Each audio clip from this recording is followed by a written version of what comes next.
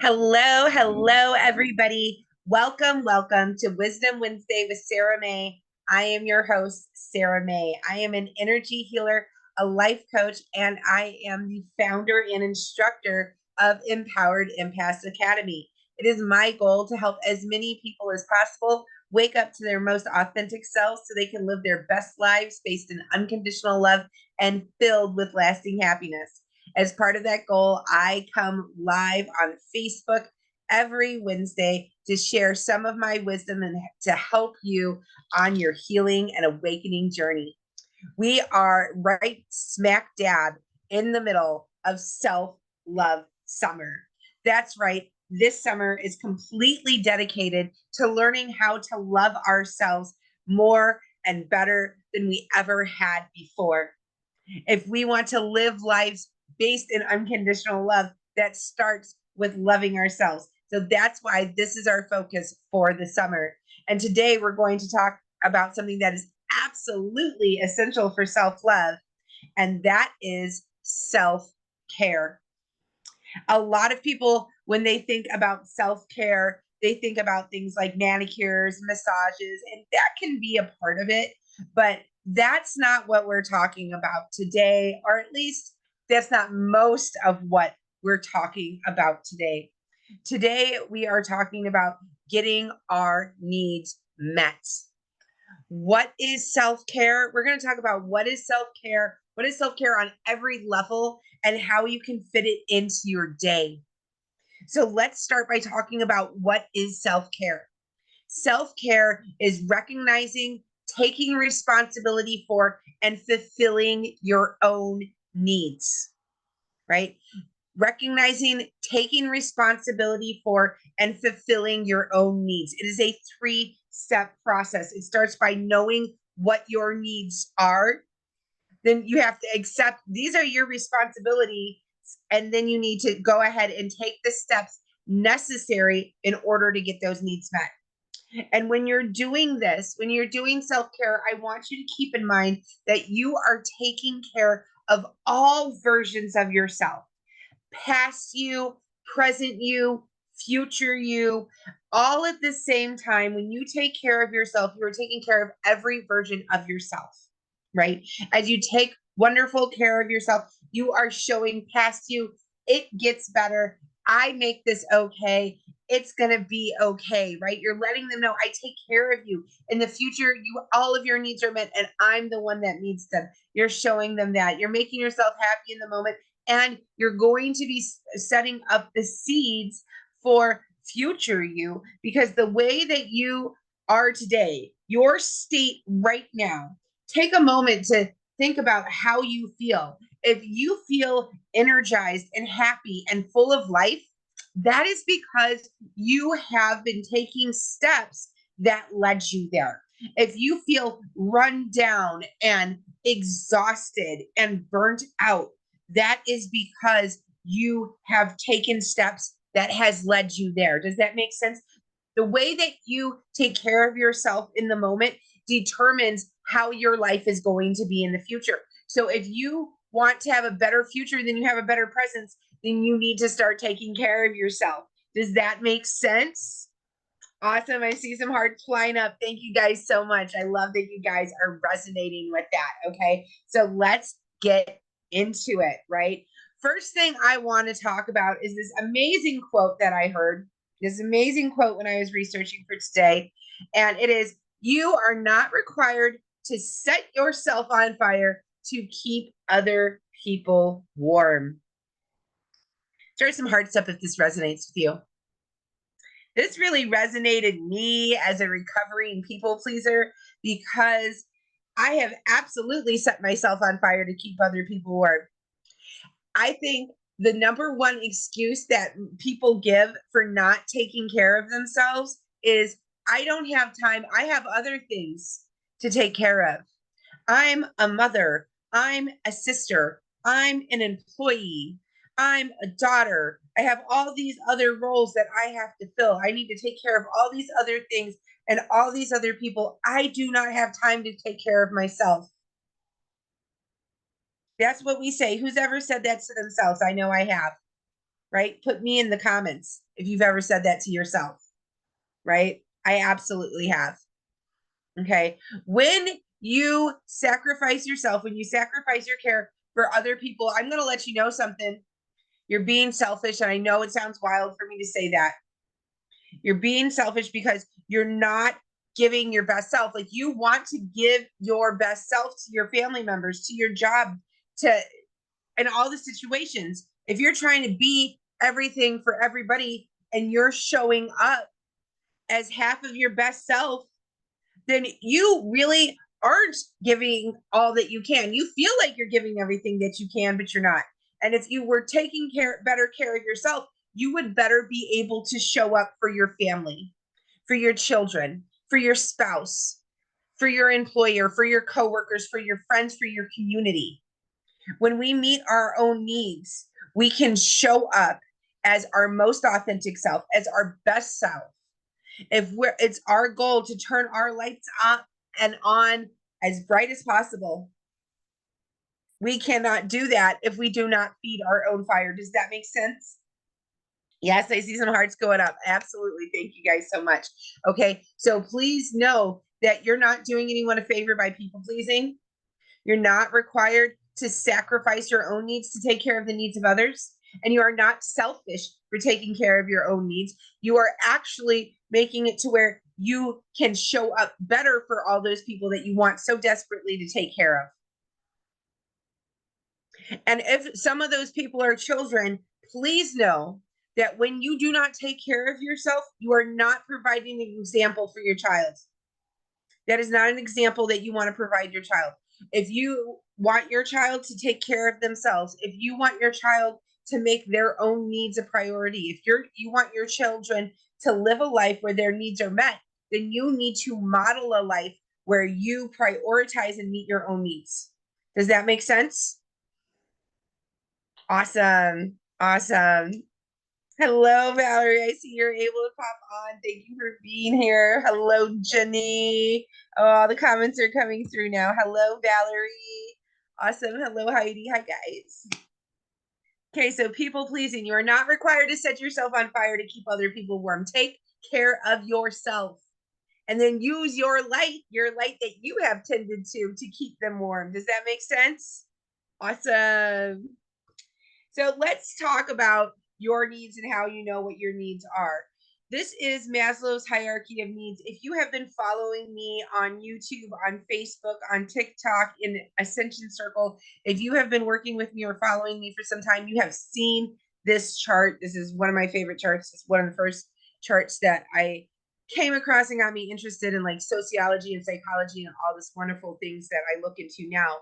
And this is really a wonderful chart to show all of our needs that we have as human beings, and not only just all the needs we have, but the needs and the order in which they need to be taken care of, because this order is very, very important. Now, you might remember I said that self-care is not all massages and manicures, right?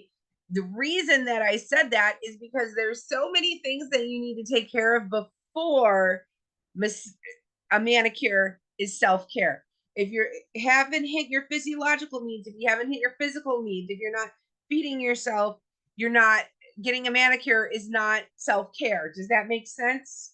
You have to take care of these needs in a certain order. And we're going to look at what taking care of each of these needs looks like on each and every level.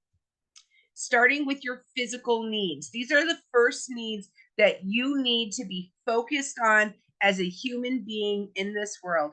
And yes, even if you're here because you're on a spiritual path and you're trying to get yourself closer to source, closer to God, this is absolutely essential that we take care of this first, okay? You need to meet your physical needs. What are your physical needs? Physical needs are proper hygiene, cleaning yourself, brushing your teeth, taking showers, making sure that you're clean and healthy, right? Getting good quality sleep, getting good quality nutrition, making sure you move your body and get proper exercise, getting basic medical care.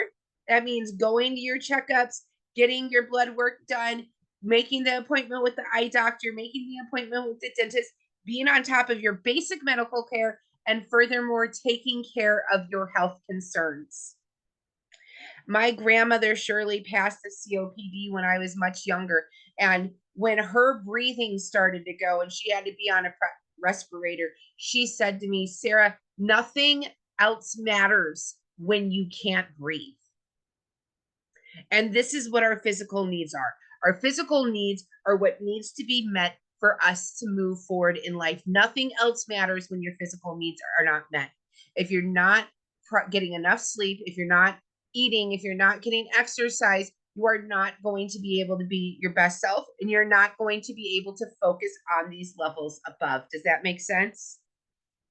Awesome. Okay, next, after your physical needs are met, then we move on to safety needs. Safety needs look like living in a safe environment. This is a safe town, a safe home, right? Living someplace that you feel safe.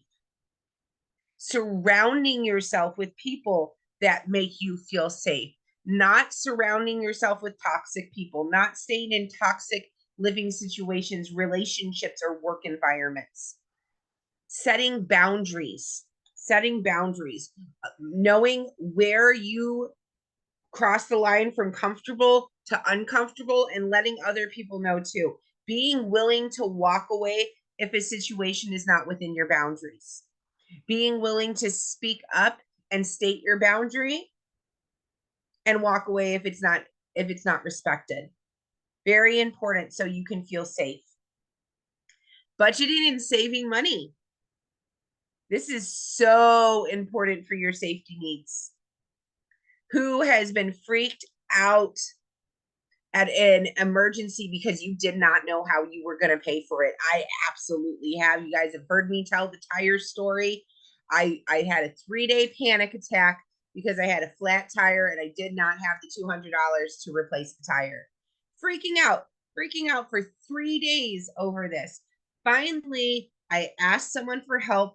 They let me know that they would support me if that's what I needed. I went to the tire store with my car and my flat tire, and it ended up costing me absolutely nothing to have it repaired. Discount tire if you guys are in America, people. Okay. If they can repair it, they don't charge you for it. It didn't even cost me anything. But I was too scared because I didn't have that $200 there and available for me if I needed it, right? So safety needs, budgeting money, saving money, having money put away for a rainy day, knowing that that is there, knowing that your bills are paid are absolutely essential for self-care. And beyond that, creating emotional safety. Knowing it's okay to have and express feelings, right? How do you do this? Like, how do I create emotional safety? This can mean developing a journaling practice where you express your feelings through writing every day. This can look like doing shadow work. This can look like working with a coach or going to a counselor. This can look like having a friend that you confide in and you guys can talk to about your emotions, and a safe person, not a toxic person, someone who's going to love you where you are, accept you where you are, and support you through your emotion, right? This is how we create emotional safety. All of these are needs that we need to meet and things that you need to do to meet your basic self-care needs. After our safety needs are met, we go up to love and belonging. Love and belonging. And this is a big human need. A lot of us like to think that we don't need this, but it's not true. Human beings are communal creatures. We are meant to live in community. We are meant to depend on one another. We are born completely dependent on our parents. We cannot pick up our heads, right? If we were meant to be on our own, then we would be born with the ability to be on our own. Baby sea turtles are buried in the sand. They know how to dig their way out and get their way into the sea because they're meant to be on their own. We are not. We cannot do any of those things when we are born. We are meant to be in community with other people. We are meant to feel loved and feel that we belong and be a part of our tribe, right? So, love and belonging is very, very important. Once you have your other needs met, once you have your physical needs met, once you have your safety needs met, right? Now we're moving into love and belonging, feeling that love that we're all seeking out, right? And talking about having a life filled with unconditional love and lasting happiness. This is that love. This is where we get to that, right? And it starts with allowing yourself to be authentic, allowing yourself to be authentic, loving yourself as you are, being kind to yourself, right? Love and belonging starts with you accepting you, you accepting you, right? A lot of reparenting work can happen around love and belonging. Treating yourself as you would treat your child, talking to yourself as you wish that you were spoken to as a child. And doing that is being kind to yourself, showing yourself compassion, giving yourself some grace, right? In addition to that, eventually you're going to find your tribe. You're going to find your tribe. You're going to find your people that you can be you around, that you can be your authentic self around, right? Who has a friend, who has a place where you just feel more like you when you're around that person, right? My wife is definitely a person who makes me more me. I can definitely be my authentic self. There is a tribe that you vibe with. And when you allow yourself to be your authentic self, you will vibe towards your tribe. You guys will pull together like a magnet and fit like a glove, right? And that is a big part of feeling like you belong, is when you find your tribe. Now, some of these things, they have a little yin and a yang to them.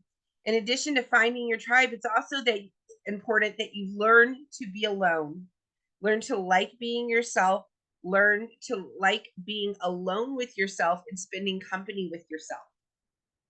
A lot of the times when we are on a healing journey, when we are on a spiritual journey, when we are on a growth journey, when we are vibrating out of one tribe and vibrating into another tribe, there is a time, the space in between where we're not really in either tribe. And it can be really easy to get lonely and get sad and sink into the lower vibrations. But this is not going to help us find our tribe any faster, guys. It's not, because you have to match the vibe to find your tribe.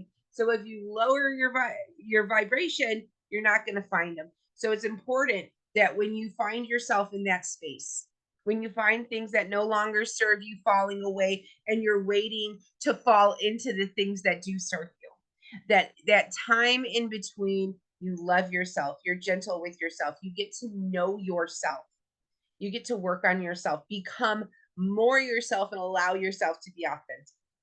When you do that in that space, you turn up your vibe, you turn on and up your light, and you are going to attract your tribe even quicker. Does that make sense? Awesome. Next up, esteem. And you're going to notice this is a big list. And this is like the goal of Self Love Summer, is working on our self esteem. And do you see how many steps we had to take to get here? Oh my goodness, we just took so many steps to get to esteem, right? And this is the real goal. You see how much preparation you have to get to where you even have the energy and wherewithal to do this for yourself. Does that make sense? Awesome. So esteem, this is what we're working on, is our self-esteem this summer. What do you do to meet your esteem needs, right? First of all, give yourself some time. Give yourself some time. We live in an attention society. Time is the currency, attention is the currency. We give so much of our time to our children, to our family, to our employers, to traffic, to strangers, to TikTok, to Facebook, to scrolling. We give so much of our time away.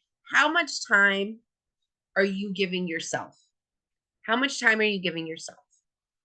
When you wake up in the morning, who do you wake up for? Do you wake up for your kids? Do you wake up for your spouse? Do you wake up for your work? Do you wake up for yourself? I suggest you wake up for you.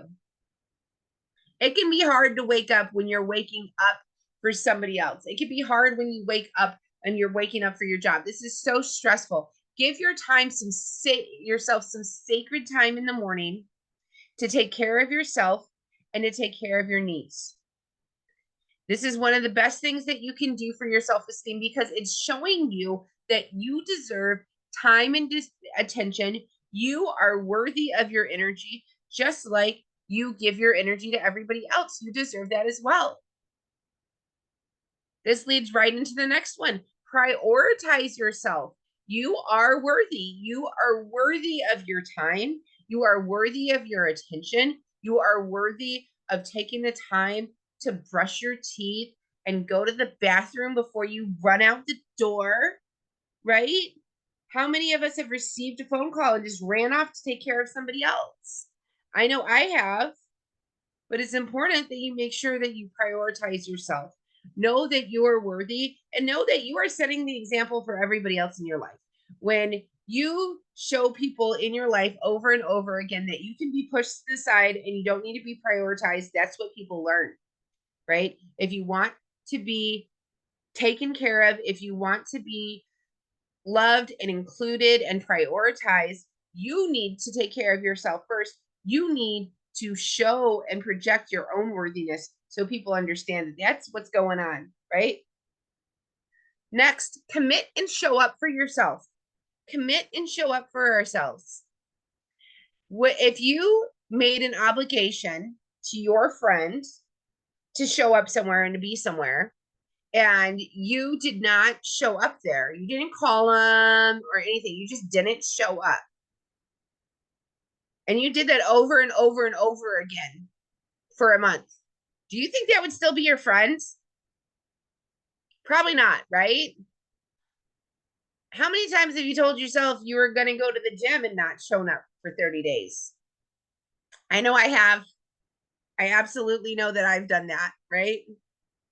When we lie to ourselves, we teach ourselves that we can't trust ourselves. This is not good for our self-esteem. To tell us that we're not a trustworthy person. It's important for your self-esteem that when you commit to yourself, you show up for yourself. This also programs you to know that you are worth showing up for. If you want people in your life to show up for you, you need to first show up for yourself. Another thing that we need to do for our self-esteem is learn new things. Learn new things. When we learn things, when we have accomplishments, when we allow ourselves to win things and accomplish things, it does wonders for our self-esteem. It does absolute wonders for our self-esteem. If all you're doing in your life is getting up and going to work and taking care of your family and taking care of your house and going to sleep and then getting up and doing it all over again, nothing ever ends. Nothing ever ends. There's always more dishes and there's always more laundry and the kids always need something else and there's always another day of work. Okay? Like it's always there. You need to set yourself up with a win. This can be as easy as doing a puzzle and completing it. Giving yourself that sense of completion, that sense of accomplishment. This can be gardening and planting a seed and then, harvesting it in the end, right? Give yourself something that you can start and that you can finish so you have that feeling of accomplishment. Challenge yourself. Challenge yourself to do hard things. Challenge yourself to do better. Going back to the physical need of exercise, this is a great way to challenge yourself, right? Maybe you're going to run faster. Maybe you're going to do a 5K. I ran for a few years. That was incredible for my self-esteem. Every day I made a goal. I showed up. I prioritized myself. I hit my goal. I did my best. I was proud of myself. When I did a 5K, I started something, I finished it. I got a medal in the end. I felt amazing. It was incredible. When you create situations where you get to start something, finish something, accomplish something, then you really, really boost your self-esteem. You could also do this by taking a class, learning a new instrument, learning a new language, right? All of these things are going to show yourself that you can do hard things, you can do new things, you are amazing, you can do great things, right? So allow yourself to win, challenge yourself. At the same time, be realistic with yourself. Some of these things, we have some dichotomies here, right? There's areas where we want to challenge ourselves. There's areas where we need to be realistic for ourselves. If you have a tendency to put 1,000 things on your plate and then beat yourself up at night because you only got 20 of those things done, you are not being realistic with yourself. Be realistic about what you can do in a day, what you can do in a week, what you can do in 6 months. Is what you're signing yourself up for within your capacity. When someone asks you to do something, look at your schedule, look at your availability, look at your capacity, and see if you can actually do that instead of piling too much on your plate and then being overwhelmed in the end. Also, when we're talking about esteem, allow yourself to dream. When we feel bad about ourselves, when we're not loving on ourselves, we don't allow ourselves to dream because we don't think that we deserve to. But when we're at this level of esteem, this is when we want to allow ourselves to dream. This is when we can allow ourselves to dream. Allow yourself to dream and allow yourself to be big. Allow yourself to see yourself in those places that you want to be. And another thing that you can do for your esteem is to dress and present yourself authentically. In physical, I said take care of your hygiene, but here I'm talking about dressing and presenting yourself authentically. And this is further up there because it really has to do with your self esteem, taking care of yourself, allowing you to present yourself on the outside how you feel on the inside will give an incredible boost to your self esteem. This is going to look different for everybody. For me, that looks like rainbow bangs and a star tattoo on my face. This is what dressing and presenting myself authentically looks like to me.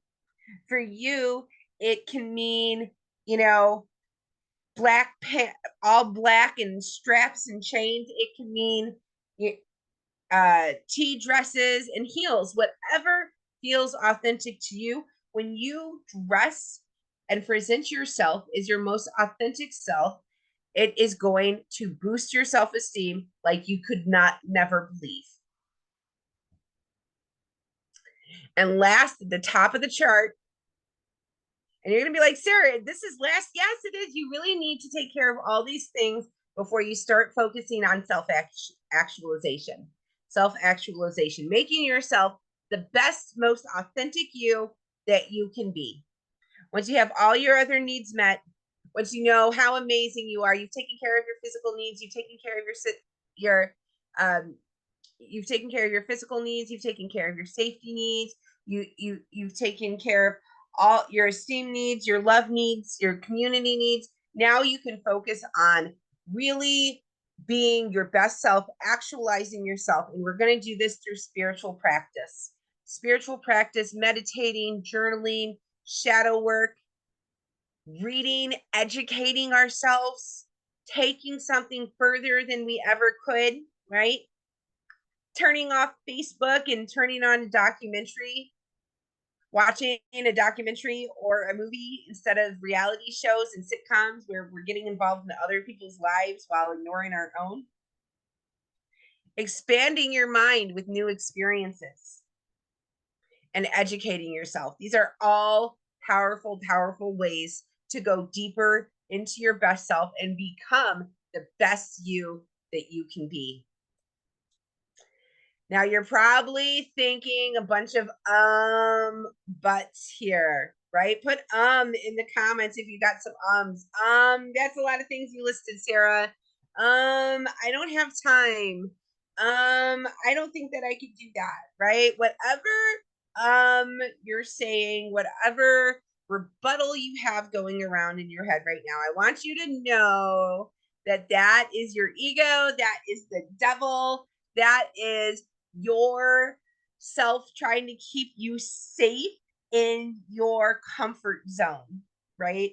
Your brain, your ego wants to keep you where you are because they know that you're safe enough where you are. New is scary, new is unknown. So all those thoughts are self-sabotaging thoughts that are trying to keep you safe by not allowing you to move forward. It can be difficult when we need to shift things around. So let's look at some ways that we're going to slide these things into your life quicker than you could even imagine. Here are 5 things that you can do to ease into these self-care things. The first thing we're going to do is figure out where you are and start there. Figure out where you are and start there.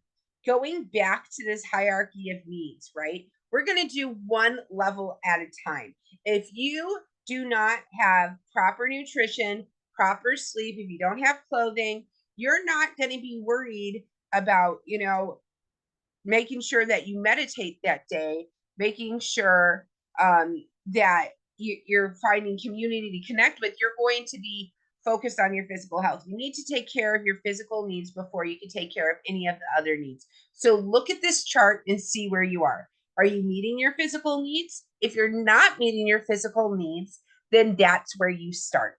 Making sure that you're getting proper sleep, nutrition, hygiene, exercise. This is where we start, right? So you start on one level and take a month.